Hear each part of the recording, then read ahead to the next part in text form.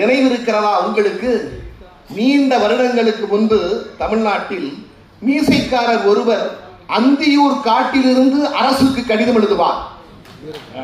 அந்த கடிதத்தில் மஞ்சளுக்கு பதில் சமாதானம் பேசி சந்தனத்தை பூசி அனுப்புவாராம்.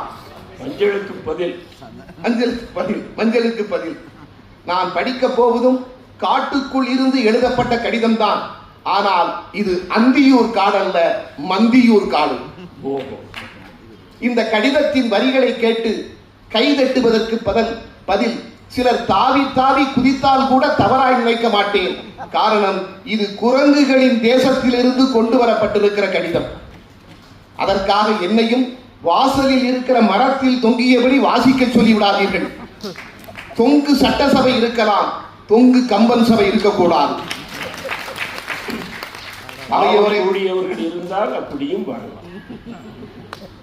அவையோரே, அடுத்தவர் கடிதத்தை படிப்பது அநாகரிகம் தானே.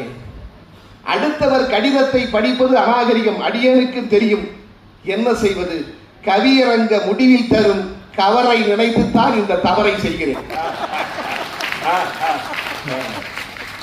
தெரிந்தே நம் தில்லிக்கு எடுத்து செல்கிறோமே கடிதத்தை, தெரிந்தே நாம் தில்லிக்கு எடுத்து செல்கிறோமே, கரப்பான் பூச்சிகளால் கடிதத்திற்கு ஏதும் ஆபத்து வந்து விடுமோ என்று கலக்கிறேன்.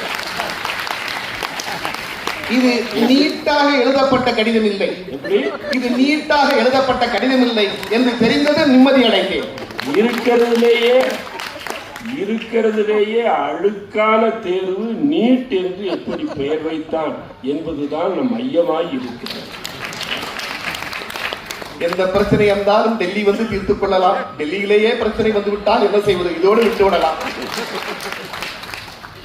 ஆனால் கடிதத்தை லீக் செய்வதால் கலவரம் ஏது வந்துவிடாமல் கவனித்துக் கொள்ளுங்கள். கடிதத்தை நான் லீக் செய்வதால் கலவரம் ஏது வந்துவிடாமல் கவனித்துக் கொள்ளுங்கள். பெருமாள் பதவிக்கு பிரச்சனை வந்துவிடக் கூடாது. சரி, தாரை சீதைக்கு எழுதிய கடிதத்தை வாசிக்கட்டுமா? அடுத்தவர் கடிதத்தை கேட்க எவ்வளவு ஆர்வமாய் இருக்கிறீர்கள். வாசிக்கிறேன், கேளுங்கள். அன்புள்ள சீதா, நீ நலமாய் இருப்பாய் என நம்புகிறேன். பலமாய் இருக்கிற ராமன் பக்கத்தில் இருப்பதால். நான் தான் ஊரார் வடிக்கிற கண்ணீருக்கெல்லாம் ஓமை ஆகிவிட்டேன். ஆம், அதிகமாய் யாரும் அழுதாலே தாரை தாரையாய் கண்ணீர் வடிப்பதாய்த்தான் தகவல் சொல்கிறார்கள். கொடுமை என்ன தெரியுமா சீதா? நான் குரங்கின் கையில் இருந்த பூமாலை.